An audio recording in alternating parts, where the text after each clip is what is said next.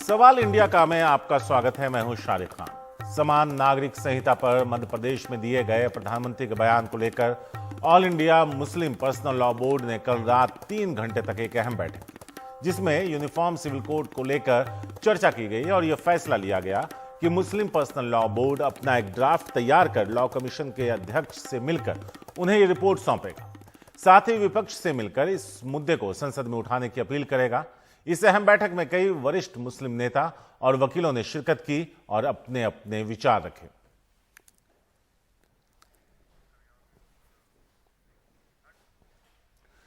जमीयत उलमा हिंद के प्रमुख और all India Muslim personal law board के सदस्य अरशद मदनी ने कहा कि उन्हें लॉ कमीशन पर भरोसा नहीं है। वहीं सरकार ने अपने इरादे साफ कर दिए हैं। उनसे बात की हमारे सहयोगी सौरभ शुक्ला ने। नमस्कार, एनडीटीवी इंडिया में आपका स्वागत है। मैं हूं सौरभ शुक्ला। प्रधानमंत्री मोदी ने कल मध्य प्रदेश में कार्यकर्ताओं से बात करते हुए एक संदेश दिया। उन्होंने कहा कि एक ही घर में 2 कानून कैसे हो सकते हैं। प्रधानमंत्री मोदी का इशारा था यूनिफॉर्म सिविल कोड के ऊपर। हम सब जानते हैं कि बीजेपी ने पिछले साल जितने भी राज्यों में चुनाव हुए, उन्होंने अपने मैनिफेस्टो में बात रखी कि वो चुनाव जीत कर आए तो वो यूनिफॉर्म सिविल कोड लागू करेंगे, चाहे वो हिमाचल प्रदेश रहा हो, चाहे वो उत्तराखंड रहा हो। और उत्तराखंड में तो यूनिफॉर्म सिविल कोड लागू करने के लिए रायशुमारी भी हो रही है। इस पूरे मामले पर बात करने के लिए हमारे साथ जमीयत उलेमा हिंद के प्रमुख मौलाना अरशद मदनी है। जमीयत उलेमा हिंद भारत का सबसे बड़ा संगठन है मुसलमानों का, और Maulana Madani all India Muslim personal law board के भी सदस्य हैं। मौलाना मदनी, हमसे बात करने के लिए बहुत बहुत शुक्रिया, आपने हमें टाइम दिया। मदनी साहब, ये बताइए कि आपने कल प्रधानमंत्री मोदी का बयान सुना। उन्होंने कहा कि एक घर में 2 कानून नहीं हो सकते, तो कहीं ना कहीं ये मंशा उन्होंने साफ कर दी है। 2024 के चुनाव आने वाले हैं, ऐसे में साफ एक कड़ा और बड़ा संदेश दिया है। इस पर आप क्या कहना चाहते हैं? हम पहले भी ये समझते थे कि लॉ कमीशन जो बात कहेगा, जो राय कायम करेगा, वो हमारे एहतजाज, चाहे हम 50 लाख उसके पास भेज दें अपनी राय, उस पर नहीं। वो फैसला जो भी करेगा वो गवर्नमेंट के नज़रिए को, विचार को देख कर करेगा, हमारे ख्याल का में नहीं। लेकिन अब जो सूरत हाल आ रही है कि प्रधानमंत्री इसकी तारीफ कर रहे हैं, ये चीज़ हमें ये बात बहुत खुलकर सामने आ गई कि अब इस तारीफ के बाद लॉ कमीशन की इस राय के सिलसिले में ये तसव्वुर करना कि वो हमारी राय के ऊपर कोई फैसला करेगा, ये नहीं हो सकता है। ये चीज़ बड़ी ख़राब है। अगर वाकई वो लॉ कमीशन को हाँ और ना दोनों का इख्तियार देते तो उन्हें खुद प्राइम मिनिस्टर होने के हैसियत से तकरीर के अंदर ये बात नहीं करनी चाहिए। अब ये बताइए कि इस सूरत हाल के अंदर मुसलमान क्या कर सकता है अलावा इसके कि अपनी राय को पेश कर देगा, चाहे वो कोई भी हो। मंदी साहब, जब प्रधानमंत्री का ये बयान आया उसके सामने कल देर रात all India Muslim personal law board यानी आप लोगों की भी बैठक हुई है। इस बैठक में किन बातों पर चर्चा हुई है? कोई आप भी अपना ड्राफ्ट या रिप्रेजेंटेशन बना रहे हैं जो आप लॉ कमीशन को देंगे? लेकिन मैं समझता हूँ, मैं पहले भी इस बात को समझता था, इसीलिए मैंने मुसलमानों से कहा था कि वो सड़कों पर एहतजाज ना करें, हम नौमान के साथ अपनी बात को लिख दें, ये हमारा के। लेकिन अब प्रधानमंत्री की इस राय के बाद जिसको उन्होंने आम मजमे के अंदर कहा और उसकी तायीद के अंदर दुनिया के मुल्कों के अपने नज़रिए को पेश कर दिया, ये समझना कि लॉ कमीशन हिंदुस्तान का इस वक्त में जबकि हुकूमत उसके खिलाफ चाहती है और बरसर आम मैदान के अंदर आकर के लाखों 50 करोड़ों आदमियों के सामने ये बात कह रहे हैं, खुली हुई बात है कि उनका नज़रिया ये है कि हम ये चाहते हैं कि हम मुसलमानों को उनको मजहबी हक को छीन लें और क्या। अगर मान लेते हैं मदनी साहब कि ये यूसीसी लागू हो जाता है तो फिर उसके आगे क्या होगा? क्या प्रदर्शन होगा या सड़कों पर आएंगे लोग? आप क्या करेंगे, कैसे मैनेज करेंगे? आप देश के मुसलमानों को क्या संदेश देंगे क्योंकि हम देखते हैं अक्सर चाहे वो सिटीजनशिप अमेंडमेंट एक्ट हुआ, ऐसे मामलों पर सड़क पर आ जाते हैं, उसके बाद हिंसा भी होती है, माहौल भी खराब होता है, तो क्या संदेश देंगे आप? क्या जाएगा, हमारी मस्जिद चली गई, हमने क्या कर लिया, क्या है हमारा? हम अपने नज़रिए के ऊपर कायम हैं और अपने दीन को ज़िंदा रखते हैं अपनी ज़िंदगी के अंदर। हम उसको अल्लाह चाहेगा तो नहीं जाने देंगे इंशाअल्लाह। हमसे बात करने के लिए बहुत बहुत शुक्रिया मदनी साहब। तो मदनी साहब बता रहे थे किस तरीके से कि मुसलमान सड़कों पर नहीं आएंगे, लेकिन उन्होंने ये साफ कर दिया है कि जो प्रधानमंत्री मोदी का बयान आया है उसके बाद जो लॉ कमीशन काम कर रहा है यूनिफॉर्म सिविल कोड पर, उसका कोई मतलब नहीं रह जाता है, क्योंकि अगर देश के प्रधानमंत्री अगर ये संदेश दे दें तो देश की सरकार की मंशा साफ नजर आती है। बीजेपी नेता मुख्तार अब्बास नकवी ने कहा कि कांग्रेस को समान नागरिक संहिता पर अपना रुख स्पष्ट करना चाहिए। बीजेपी के वरिष्ठ नेता मुख्तार अब्बास नकवी साहब हमारे साथ में हैं। सर, यूसीसी पर तमाम सारी प्रधानमंत्री के भाषण के बाद में बहस शुरू हो गई है। देखिए, अब ये जो कम्युनल करतूत के क्रिमिनल कारीगरों की वजह से जो कॉमन कोड है वो कारागार में कैद था, उसके रिहाई का सही समय भी आया है और यही समय है। लेकिन उससे भी महत्वपूर्ण है कि कांग्रेस पार्टी जो इस वक्त नए गठबंधन की मुखिया बनने की होड़ में लगी हुई है, उसको देश को स्पष्ट करना होगा, बताना होगा कि वो समावेशी कानून के साथ है या सांप्रदायिक करतूत के साथ है। क्योंकि एक तरफ समावेशी कानून है और दूसरी तरफ सांप्रदायिक करतूत है। लेकिन सर, बहुत सारे जो धार्मिक संगठन हैं वो इस बात पर आवाज़ उठा रहे हैं कि इस कानून के तहत उनकी जो धार्मिक स्वतंत्रताएं हैं वो सीमित होंगे। अच्छा, चिदम्बरम ने भी उस पर सवाल आप एक बात ये बताइए कि क्या कॉमन सिविल कोड मुसलमानों के लिए आ रहा है क्या? किसी एक धर्म और जाति के लिए आ रहा है क्या? ये कॉमन सिविल कोड समाज के सभी वर्गों को अलग अलग कानूनों के मकड़ जाल से मुक्त कराने के लिए आ रहा है। समाज के सभी वर्गों को इंसाफ देने वाला है, के इंसाफ की सुरक्षा के लिए है, ईमान की सुरक्षा के लिए है, इंसानियत की सुरक्षा के लिए है। लेकिन जो लोग अभी तक सांप्रदायिक वोटों की ठेकेदारी करते थे, वो इस तरह के समावेशी सुधार की हिस्सेदारी लोगों के हो, उससे बौखलाए हुए हैं, घबराए हुए हैं। लेकिन सर, टाइमिंग पर सवाल उठा रहे हैं कि आखिर आप लोगों की सरकार है 9 साल, यही समय, चुनाव से ठीक पहले यही समय है, सही समय है। अमृतकाल चल रहा है और अमृतकाल में कॉमन सिविल कोड को लेकर के जो मंथन हो रहा है उससे अमृत जरूर निकलेगा। और एक बात बहुत स्पष्ट है कि इस कॉमन सिविल कोड से किसी के धार्मिक आस्था, किसी के धार्मिक जो उनका काम करने का तरीका है या उनके धर्म है, उस पर कोई अतिक्रमण नहीं है। 80 से ज़्यादा देश हैं जहां पर कॉमन सिविल कोड है। वहीं हमारे वरिष्ठ सहयोगी मनोरंजन भारती ने कांग्रेस के वरिष्ठ नेता सलमान खुर्शीद और पूर्व कानून मंत्री से बात की। उन्होंने क्या कहा इस मुद्दे पर, आइए सुनते हैं। सबसे पहले तो मैं ये जानना चाहूँगा, प्रधानमंत्री ने जिस ढंग से कहा कि एक देश में 2 तरह के कानून नहीं हो सकते हैं और लॉ कमीशन ने जो सुझाव मांगे हैं, आपका क्या कहना है यूनिफॉर्म सिविल कोड के ऊपर?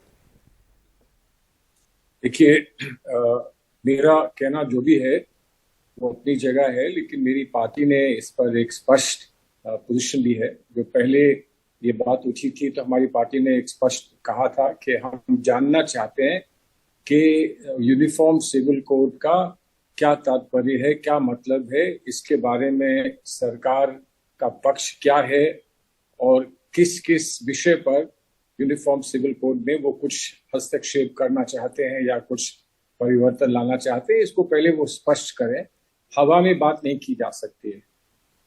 तो आप क्या मानते हैं, ये होना चाहिए, इस देश के लिए अच्छा है, बुरा है, या इस पे क्या होना? यहाँ पे गाड़ी तेज चलनी चाहिए, स्लो चलनी चाहिए? आप मुझसे ये पूछेंगे, मैं क्या जवाब दूंगा? हर चीज का परिप्रेक्ष्य होता है। परिप्रेक्ष्य में कई चीजें होती हैं। एक जो इस समय जमीनी आवश्यकता है, जो लोगों का मत है, जो आशंकाएं हैं, जो लोगों के लक्ष्य हैं, उन सब पर चर्चा होने की आवश्यकता है। लेकिन मुख्यतः हमें ये याद रखना है कि जो भी करना है या जो भी हो सकता है या जो भी होगा, उसको संविधान की नजर से ही देखा जा सकता है। हमारा संविधान अधिकार देता है, मूल अधिकार देता है हर नागरिक को, हर व्यक्ति को भारतवर्ष में मूल अधिकार मिले हुए हैं। और मूल अधिकार आपकी अपने धर्म की आस्थाओं से भी जुड़े हुए हैं, चाहे वो हिंदू धर्म हो, इस्लाम धर्म हो, क्रिश्चियन धर्म हो, बौद्ध धर्म हो, कोई भी धर्म हो, उससे जुड़े हैं। और जब तक ये स्पष्ट नहीं होता कि इसमें कोई हस्तक्षेप या परिवर्तन नहीं होगा, तब तक इस पे कोई प्रतिक्रिया करना मैं समझता हूं समझदारी की बात ना होगी। सर, आपकी क्या आशंकाएं हैं? आप तो देश के कानून मंत्री भी रह चुके हैं। नहीं, मैं आशंकाएं क्या होंगी, मैं तो ये नहीं जान रहा हूं, हम में से कोई नहीं जान रहा है कि यूनिफॉर्म सिविल कोड करने का लक्ष्य क्या है और क्यों करना चाहते हैं। ये कहना कि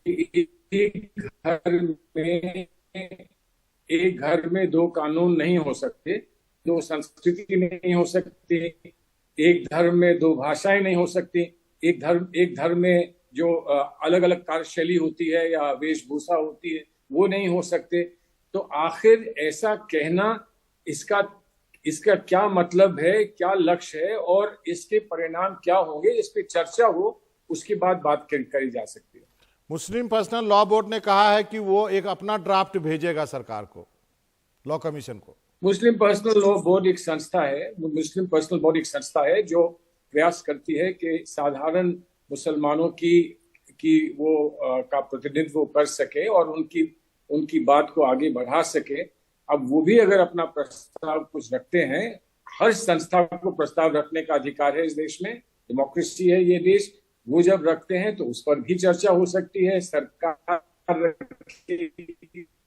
तो उस पर भी चर्चा होनी चाहिए, लेकिन जो किसी को प्रस्ताव रखना है वो रखें और इस भावना से रखें कि हम जो भी चाहते हैं या जो भी हम करेंगे या नहीं करेंगे, उसका पूरा सम्मान उसमें हमारे संविधान का, हमारे कॉन्स्टिट्यूशन का होना चाहिए।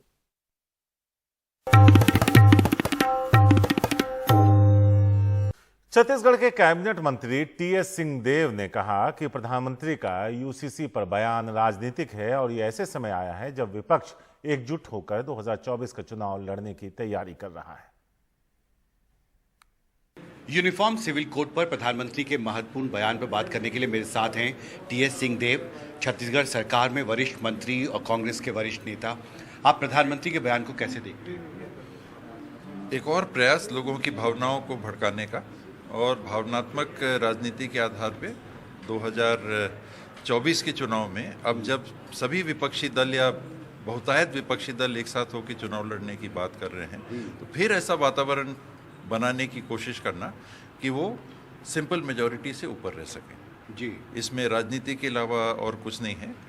कॉमन सिविल कोड संविधान के बनने से लेके आज तक इस पे हमेशा ये चर्चा रही कि इस पे बात होगी, लेकिन जब हम एक देश में हैं और विभिन्न सामाजिक और धार्मिक समूहों के हम एक देश हैं, तो सबकी सहमति और राय से होना चाहिए। ऐसे करके आप कुछ करिएगा तो फिर देश नहीं चल रहा है, फिर आप पाकिस्तान जैसे हो जा रहे हैं। तो आप चाहते हैं कि सभी राजनीतिक दलों से सरकार को बातचीत करनी चाहिए? नागरिक, राजनीतिक दल तो केवल प्रतिनिधि हैं, जो देश के नागरिक हैं उनको साथ लेके, उनको कॉन्फिडेंस में लेके आप करो, ये ऊपर ही ऊपर वाला नहीं। सभी स्टेक होल्डर से डेमोक्रेसी में बात करना होगा। Stakeholders means actual people. हम तो सिर्फ प्रतिनिधि हैं, आज हैं कल नहीं हैं। जो लोग हैं, देश के नागरिक हैं, उनसे आपको सहमति लेनी होगी, वहाँ वातावरण बनाना होगा कि हाँ हम सब सहमत हैं इस बात पे, फिर आप करो। जी, हमसे बात करने के लिए शुक्रिया। कांग्रेस मुख्यालय से मेरे कैमरा सहयोगी सुशील राठी के साथ हिमांशु शेखर, एनडीटीवी इंडिया। अब राजस्थान के कोटा से खबर है। पिछले 2 दिनों में 2 छात्रों ने आत्महत्या कर ली। आपको बता दें, जिस छात्र ने कथित तौर पर आत्महत्या की वो सिर्फ 2 महीने पहले ही नीट परीक्षा की तैयारी के लिए कोटा आया था। उदयपुर से आया छात्र विज्ञान नगर पुलिस स्टेशन इलाके के हॉस्टल में मृत पाया गया। हालांकि पुलिस का कहना है कि हॉस्टल रूम से कोई सुसाइड नोट बरामद नहीं हुआ है। यह साल संदिग्ध आत्महत्या का कोटा में 14वां केस है। साल 2022 में 15 मामले इस तरह के सामने आए थे। इस खबर के बाद एक बार फिर इंजीनियरिंग और मेडिकल की तैयारी कर रहे छात्रों की मेंटल हेल्थ को लेकर बात करने की जरूरत है। हालांकि कोटा पुलिस ने हाल ही में छात्रों की मदद के लिए एक हेल्पलाइन नंबर जारी किया है। एक कल सुबह करीब हुआ था, जिसमें बालक जो था वो वैष्णव समाज के छात्रावास में रहकर नीट की तैयारी के लिए आया था करीब 2 महीने पहले। उसने अपने व्यक्तिगत कारणों से फांसी लगाकर सुसाइड कर लिया था। उसके बाद रात को भी एक सूचना मिली थी कि एक और बच्चा था जो विज्ञान नगर में सेक्टर 2 में एक पीजी में रहकर नीट की तैयारी कर रहा था। दोनों ही करीब 2 महीने पहले कोटा में आए थे। दोनों के हमने अलग अलग मर्ग दर्ज कर दिए हैं और परिजनों को सूचना कर दी। परिजन एक के तो आ गए हैं, दूसरे के आ रहे हैं अभी। पोस्टमार्टम कराएंगे और आगे हम जांच करेंगे।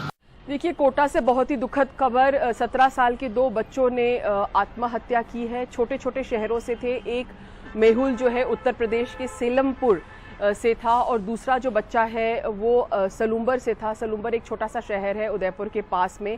क्यों हो रहा है इस तरह की आत्महत्या, क्यों हो रही है छात्रों के बीच से? वहाँ कोटा से 14वीं घटना है ये इस साल की। पिछले साल 15 स्टूडेंट्स ने सुसाइड किया था और कई सवाल खड़े करता है। कोचिंग बहुत ही स्ट्रिक्ट होती है। बच्चे कहते हैं कि अगर 1 घंटा ज़्यादा सो लिए या बीमार पड़ गए तो हम पीछे हो जाते हैं। तो इस तरह का स्ट्रेस रहता है उनको। छोटे छोटे शहरों से आते हैं, अकेले हॉस्टल पीजी में रहते हैं। हॉस्टल और जो पीजी मालिक हैं वो ज़्यादातर बच्चों की मतलब उनसे रेंट ले लेते हैं। उन्होंने खाना खाया या नहीं खाया ये पूछ लेते हैं। उससे ज़्यादा उनकी स्थिति क्या है, उनकी मेंटल हेल्थ क्या इश्यूज़ हैं, उस पर वो ध्यान नहीं देते हैं। कभी कभी तो कई बार तो ऐसा ही होता है, कभी कभी क्यों ज़्यादातर ऐसा ही होता है कि एक बच्चा अगर एक कमरे में रह रहा है तो उसके पास वाले कमरे में कौन बच्चा है, कहाँ से है, वो आपस में बातचीत भी नहीं करते हैं। तो एक तरह से अकेलापन, स्ट्रेस, दूर दराज इलाकों से आना, माता पिता से दूर रहना, पहली बार दूर रहना, ये सब कारण रहते हैं कि बच्चे इस तरह की हत्या कर लेते हैं। अभी तक इन बच्चों में से कोई नोट नहीं मिला है। कोटा पुलिस ने अभी एक नई पहल शुरू की है कि वो कोचिंग इंस्टीट्यूट्स की बजाय हॉस्टल और पेइंग गेस्ट अकोमोडेशन पे ध्यान दे रहे हैं। वहाँ जाके लोगों को सेंसिटाइज कर रहे हैं। चाय की थड़ी पे, टिफ़िन सेंटर में, मेस में जाके लोग बच्चों से बात कर रहे हैं और उन बच्चों को ट्रैक करने की कोशिश कर रहे हैं। अभी एक बच्चे को उन्होंने बचाया जो सुसाइड करना चाह रहा था, लेकिन वो भी नंबर बहुत कम है। अगर 2 लाख की पॉपुलेशन है छात्रों की वहाँ पर, तो 10-12 पुलिस अफसर जो है वो क्या कर सकेंगे? तो बहुत बड़े सवाल है। राजस्थान सरकार भी एक बिल तैयार कर रही है जिससे कोचिंग इंस्टीट्यूट्स जो है उनको रेगुलेट किया जाएगा। जो बच्चों की एप्टीट्यूड है, जो लायक है पढ़ने के लिए नीट और आईआईटी के लिए, उन्हीं को दाखिला दिया जाएगा। लेकिन अभी तक वो बिल पास भी नहीं हुआ है, हाउस में भी नहीं लाया गया है। तो बहुत ज़रूरत है कि समाज, सरकार, प्रशासन और जो माता पिता हैं और जो कोचिंग इंस्टीट्यूट्स हैं और समाज है, वो सब मिलकर सोचे कि इन बच्चों के लिए किस तरह से क्या चीज़ें कर सकते हैं, क्या कदम उठा सकते हैं जैसे जिनसे ये मासूम जानें बच सके। मेघालय के एडवोकेट जनरल के घर में घुसकर सोमवार रात उनके रसोइये की हाथ पैर बांध गला दबाकर हत्या कर दी गई। फिर उसके शव को बेड के अंदर छिपा दिया गया, जबकि दूसरे हेल्पर को कुर्सी से बांधकर चाकू से हमला कर गंभीर रूप से घायल कर दिया। सूचना के बाद मौके पर पहुंची पुलिस ने घायल दीपक को अस्पताल में भर्ती कराया है। अगले दिन रसोइया कमल का शव बेड के बॉक्स से बरामद किया गया। वारदात में शामिल मुख्य आरोपी एडवोकेट जनरल अमित कुमार के यहां ऑफिस बॉय का काम करता था। उसे अमित ने 15 मई को नौकरी से निकाल दिया था। बताया जा रहा है कि वो बदला लेने के लिए अमित कुमार की इलेक्ट्रॉनिक तिजोरी खोलने आया था, लेकिन कामयाब नहीं हुआ तो कमल की हत्या कर दी और दीपक को घायल कर दिया। सीसीटीवी कैमरे की फुटेज से आरोपियों की पहचान कर दोनों को गिरफ्तार कर लिया गया है। जैसे ही हमें खबर मिली कि निज़ामुद्दीन के एरिया में मर्डर हुआ है, हमारी टीम्स ने इस पे काम करना आरंभ किया और इनके जो हाइड आउट्स थे पवाना वगैरह में, वहाँ से इसको अमन को गिरफ्तार किया है। और जिर्जिश जो मेरठ में अपने गांव की तरफ भागने के लिए बस अड्डे की तरफ गया था, वहाँ से उसको गिरफ्तार किया। दोनों ने लूटपाट के इरादे से वहाँ पे वकील साहब के यहाँ ये वारदात की, जिसमें उन्हें लगा कि ये हमें पहचान रहे हैं तो इनको मार डालना ही ठीक रहेगा, इसलिए ये मर्डर किया। और फिर जब अलमारी को तोड़ने की कोशिश की तो ताला टूटने से पहले ही वहाँ पे कोई आ गया, इसलिए वहाँ से गायब हो गए। और इस वारदात को लेकर हमारे सहयोगी मुकेश सिंह सेंगर ने बात की मेघालय के एडवोकेट जनरल अमित कुमार के बेटे आदित्य कुमार से। सोमवार को मेघालय सरकार के एडवोकेट जनरल अमित कुमार के घर 2 बदमाश आए, जिन्होंने उनके कोक की हत्या कर दी और उनका एक कर्मचारी इसमें घायल हो गया। उनके बेटे आदित्य कुमार भी बाल बाल बचे। मेरे साथ आदित्य हैं, उनसे पूछते हैं कैसी पूरी घटना हुई और कौन इसमें शामिल है। आदित्य, कैसे क्या हुआ था? तो जो कमल हमारा कुक था वो कुछ मुझको मेरे दादाजी को 8:30 बजे के आसपास खाना दे के एकदम से गायब हो गया था। अपना फ़ोन जो था उसका फ़ोन किचन में बजे जा रहा था और वो कहीं था नहीं। उसको मैं खोजने की कोशिश कर रहा था, वो दिख नहीं रहा था। तो मेरे दादाजी का नर्स आया और मुझे बोला उसको लगता है ऑफिस में कोई है। उसने छेद के थ्रू देखा कि ऑफिस में कोई है कुछ लोग। तो वो और मैं फिर ऑफिस देखने, कमल हो कोई और हो, हम लोग देखने गए और मैं अपने पिताजी के साथ फ़ोन पे था कि कुछ ऑफिस में कुछ मुझे लग नहीं रहा कुछ ठीक है, कुछ ब्रेक इन या कुछ हुआ है लगता है। तो फिर मैंने दरवाज़ा खटखटा रहा था तब एकदम से दरवाज़ा खुला और मैं अंदर झाँका दरवाजे के पीछे। वो एसेलियंस दरवाजे के पीछे आ गए थे एंड मैं एक के हाथ में देखा, एक ने हाथ में सीधा ताना हुआ था और हाथ में मुझे काला रंग का शायद से पिस्तौल दिखा। और जो आधे सेकंड में चेहरा देख पाया उसका, मैं चेहरा मुझे कुछ जाना पहचाना लग रहा था। तो मतलब मैं जल्दी से भागो चलाया और सीढ़ियों से नीचे भागा। मतलब सीढ़ियों से नीचे भागते भागते तलवे पे ज़ोर से लैंड किया। मैं 3-4 सीढ़ी एक बार कूद रहा था और जाके सामने वाले घर में कुछ लोग मुझे मिले जो मुझको मदद किए और जाके फिर मेरे नेबर्स अपने पुलिस वालों को बुलाया था फिर रात में। फिर पुलिस वाले जब आए, हम लोग फिर एक बार सब देखने गए सब जगह क्लियर है कि नहीं। एंड फिर जब हम ऑफिस वापस आए तो हमने देखा जो दीपक जो एक और रिसेंटली हायर्ड हेल्प था ऑफिस के लिए, he was tied up to the chair. उसको हम फिर हमने रिहा किया चेयर से। उसको पैर बांध रखा था, मुंह बांध रखा था, पीठ में उसके चाकू लगा रखा था। तो उसको वही सब कांस्टेबल जी फिर उसको एम्स ले गए थे। अच्छा, जो कमल था उसका मर्डर किया इन लोगों ने, स्ट्रेंगुलेट किया, उसको बेड के बॉक्स में रख दिया। उसकी डेड बॉडी कब बरामद हुई? वो रात में तो हम लोग ने ऊपर आगे पीछे चेक किया था जितना हम लोग जानते थे, बट हमें कहीं दिखाई नहीं दिया। हमें लगा कि कमल ज़्यादा भाग गया होगा, कहीं और होगा डर के अपना। तो फिर मैं किसी और अपने रिलेटिव के घर जाके रात के लिए चला गया। फिर अगली सुबह मेरे पिताजी ने और लोग, माता पिता ने और लोग को चेक करने बोला एक बार अच्छे से, एक थॉरो सर्च करने के लिए। तब कमल जी पाए गए थे। रात में पुलिस ने पूरे घर को सर्च नहीं किया था क्या? मतलब पुलिस ने आगे पीछे देखा था, ऑफिस में देखा था एरिया, बट पूरा हम लोग ने आगे पीछे देखा, सर्च किया, बट नहीं देखा।